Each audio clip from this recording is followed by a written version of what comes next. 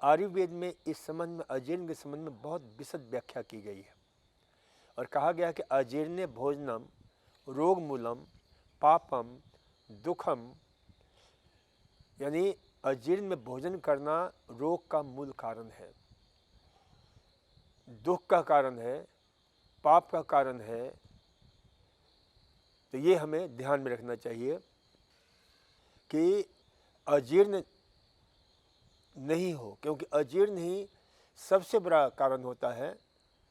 तो अजीर्ण को दूर करने के लिए विशेष रूप से हमें ध्यान में रखना चाहिए कि जब तक भोजन का अच्छी तरह से डाइजेशन ना हो जाए, भोजन अच्छी तरह से पच ना जाए, तब तक भोजन नहीं करना चाहिए। इसलिए भोजन के मध्य में कम से कम कोई भी हम भोजन करें तो 3-4 घंटे का और अवश्य अंतराल रखें।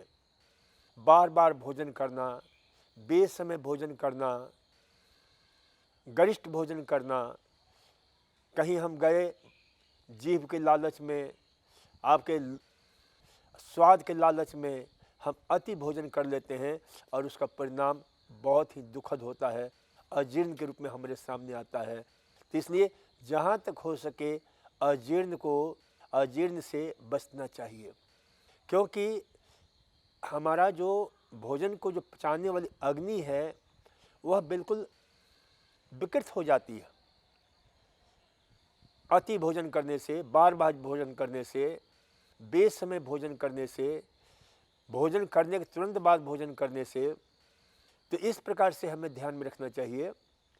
इसलिए कहते हैं कि यानी ज़्यादा उपवास भी नहीं और ज़्यादा हमें निराहार भी नहीं रहना चाहिए और ज़्यादा खाना भी नहीं चाहिए। इसलिए कहा गया है अत्यसनम अध्यसनम समसनम,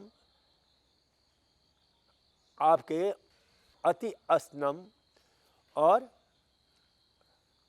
अमर्यादित असनम, यानी ज़्यादा भोजन करना, कम भोजन करना और बराबर एक साथ कोई चीज़ लेते हैं तो वह, और इसके अतिरिक्त समसनम, इसके अतिरिक्त बहुत ज़्यादा जो है भूखे रहना, ये च सन त्याज्यम, इसे त्याग देना चाहिए। यानी हमारा भोजन जितना संतुलित होगा, जितना अच्छी तरह से जो है सभी चीज़ों का समन्वय होगा, तभी हम वास्तव में स्वस्थ रह सकते हैं, अजीर्ण से बच सकते हैं।